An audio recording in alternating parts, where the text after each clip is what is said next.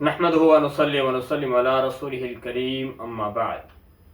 بھائی اور دوستو، حضرت عمر فاروق رضی اللہ تعالی عنہ جلیل القدر صحابی ہیں۔ آپ رضی اللہ تعالی عنہ کی زندگی بچپن کے حوالے سے تاریخ کچھ بھی نہیں بتاتی، البتہ آپ کی جوانی کے حوالے سے مختلف واقعات تاریخ میں ملتے ہیں۔ آپ کی کنیت ابو حفص ہے اور لقب آپ کا فاروق ہے، یعنی حق و باطل کے درمیان میں فرق کرنے والا۔ اور عمر فاروق رضی اللہ عنہ نے جوانی میں لکھنا پڑھنا سیکھا تھا، گھڑ سواری سیکھی تھی، کشتی کرنا سیکھا تھا، بڑے بڑے پہلوانوں کو ہرا دیا کرتے تھے اور نیزہ بازی سیکھ رکھی تھی۔ اور آپ کے ابا جی نے آپ کو جوانی میں اونٹ چرانے میں لگایا ہوا تھا۔ عمر فاروق رضی اللہ عنہ اونٹ چرایا کرتے تھے۔ تو کہتے ہیں کہ کبھی کبھی اونٹ چراتے ہوئے میں بیٹھ جاتا اور مجھے اونٹ بھی چرانے اچھے سے نہیں آتے تھے، جس کی وجہ سے ان کے ابا جی خطاب ان کو مارا کرتے تھے۔ تو عمر فاروق رضی اللہ عنہ کی عمر 27 برس کی تھی جب اللہ کے نبی صلی اللہ علیہ وسلم نے اعلان نبوت فرمایا۔ اور اس وقت میں جب اللہ کے نبی نے اعلان نبوت کیا ہے تو اس وقت میں 17 لوگ ایسے تھے کہ جو لکھنا پڑھنا جانتے تھے، ان میں سے ایک عمر فاروق رضی اللہ تعالی عنہ ہے۔ تو اللہ کے نبی نے اعلان نبوت کیا، لوگ اسلام کی طرف آنا شروع ہوئے اور یوں مشرکین مکہ ان مسلمانوں کے دشمن ہو گئے، مسلمانوں کو مارتے پیٹتے ان کے اوپر ظلم کرتے۔ تو جیسے اور لوگ کر رہے تھے ایسے عمر فاروق بھی کیا کرتے تھے۔ تو آپ کی عمر یوں ہی 6 سال کا یہ عرصہ ایسے گزرا کہ مسلمانوں کو مارنا اور پیٹنا اور ان کے اوپر ظلم کرنا۔ لیکن حضرت عمر کے اوپر ایک بات ان کے دل میں آتی تھی کہ جس مسلمان کو مارا جاتا ہے، اس کو پیٹا جاتا ہے، اس کے ساتھ ظلم کیا جاتا ہے اور وہ مرنا تو قبول کر لیتا ہے لیکن دین اسلام کو چھوڑنا وہ قبول نہیں کرتا، وہ موت کو ترجیح دیتا ہے۔ تو یہ بات حضرت عمر فاروق رضی اللہ عنہ کے دل میں آیا کرتی تھی کہ آیا کہ اس دین کے اندر کون سی ایسی چیز ہے کہ جو ان لوگوں کو مرنے کے لیے تو تیار کر دیتی ہے لیکن کلمہ چھوڑنے کے لیے یہ لوگ راضی نہیں ہوتے۔ تو ایک دن انہوں نے دیکھا کہ اللہ کے نبی صلی اللہ علیہ وسلم مسجد حرام میں نماز پڑھ رہے تھے اور عمر بن خطاب نے مشرکین مکہ سے سنا تھا، وہ کہتے تھے کہ یہ تو محمد صلی اللہ علیہ وسلم یہ شاعر ہیں۔ تو ایک دن آئے اللہ کے نبی کے، دیکھا وہ مسجد حرام میں نماز پڑھ رہے ہیں تو آپ کے پیچھے کھڑے ہو گئے اور قرآن کی تلاوت سنی تو اللہ کے نبی صلی اللہ علیہ وسلم سورۃ الحاقہ کو پڑھ رہے تھے، الحاقۃ ما الحاقہ وما ادراک ما الحاقہ کذبت ثمود وعاد بالقاریہ۔ تو قرآن کی کتنے خوبصورت آیات ہیں، قرآن اتنا خوبصورت ہے کہ جو انسان کے دل کے اندر گھر کر جاتا ہے۔ تو عمر فاروق نے جب یہ سنا تو کہنے لگے کہ یہ شعر تو نہیں ہو سکتا اور نہ یہ پڑھنے والا شاعر ہے، بلکہ یہ سچا کلام لگتا ہے۔ واپس ہوئے لیکن پھر دل کے اندر کشمکش، کبھی دل کرتا کہ مسلمان ہو جائیں اور کبھی دل کرتا کہ نہیں اپنے آبا و اجداد کا دین ٹھیک ہے، اس کے اوپر باقی رہیں۔ اس کشمکش میں ایک دن ان کو غصہ اور کہنے لگے کہ یہ جو زندگی میں توڑ پھوڑ ہو رہی ہے اور ہمارے رشتے آپس میں ٹوٹ رہے ہیں، خاندان ٹوٹ رہا ہے اور ایک دوسرے کے رشتہ دار ایک دوسرے کے سامنے کھڑے ہو رہے ہیں، دشمنیاں بن رہی ہیں، تو کہنے لگے کہ وہ شخص کے جو اس دشمنی کا ذریعہ بن رہا ہے جا کر میں اس کو قتل کر دیتا ہوں۔ تو اس ارادے سے تلوار لی اور تلوار لے کر نکلے۔ راستے میں نعیم ابن عبداللہ سے ملاقات ہوئی تو انہوں نے کہا کہ عمر لگتا ہے تمہارے ارادے خطرناک ہیں، کہاں جا رہے ہو؟ کہنے لگے کہ آج نعوذ باللہ میں محمد کو قتل کرنے کے ارادے سے نکلا ہوں۔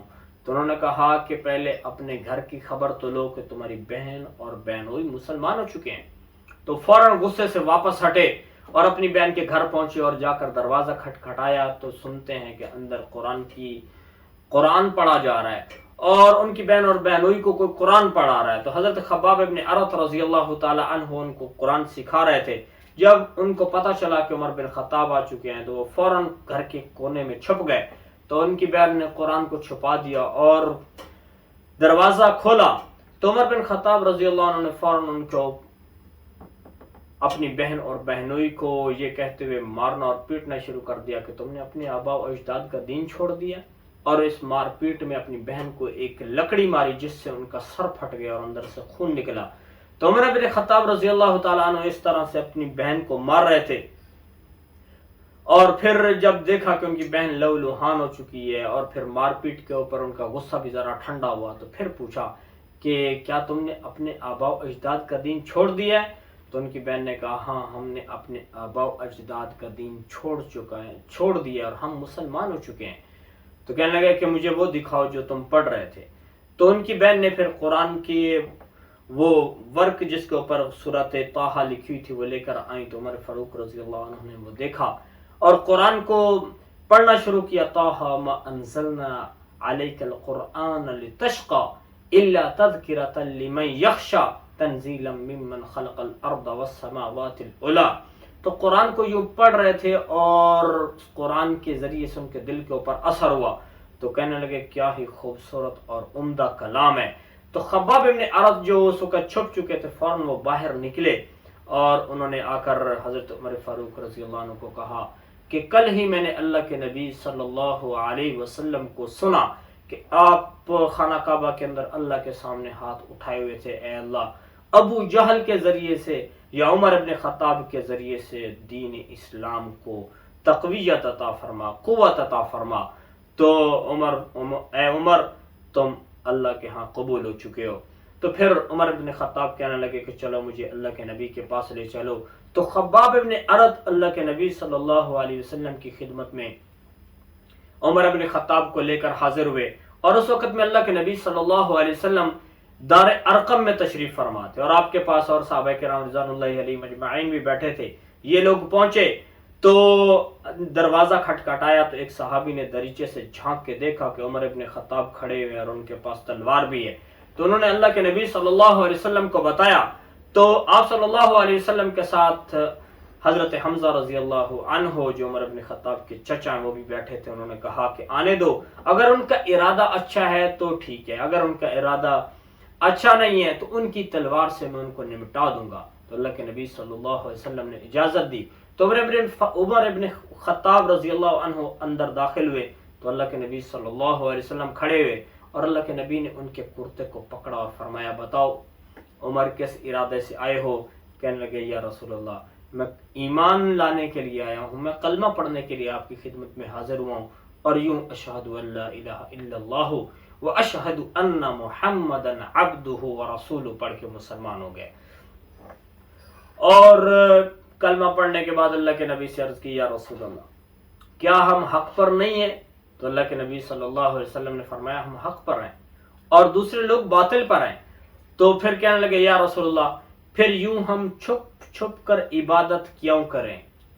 تو اللہ کے نبی صلی اللہ علیہ وسلم نے فرمایا عمر تم جانتے ہو کہ باہر حالات کیسے ہیں، مسلمانوں کی تعداد کم ہے اور ان کے اوپر ظلم اور زیادتی کی جاتی ہے، اس لیے یہ لوگ چھپ کر عبادت کر رہے ہیں. تو اللہ کے نبی صلی اللہ علیہ وسلم کی خدمت میں عرض کی یا رسول اللہ آج کے بعد عبادت چھپ کے نہیں کی جائے گی. اور یوں وہ یہ پہلا دن تھا کہ جب مسلمان عمر فاروق کے ساتھ یوں نکلے اور خانہ کعبہ میں آ کر نماز ادا کی. تو اللہ تعالیٰ نے عمر فاروق رضی اللہ تعالیٰ عنہ کے ذریعے سے دین کو تقویت عطا فرمائی اور عمر فاروق رضی اللہ تعالیٰ عنہ کو دین کے ذریعے سے بڑی عزت ملی اور اللہ تعالیٰ نے ان کو اتنا بڑا مقام عطا فرمایا کہ دنیا کے اندر ہی ان کو جنت کا سرٹیفکیٹ عطا فرما دیا.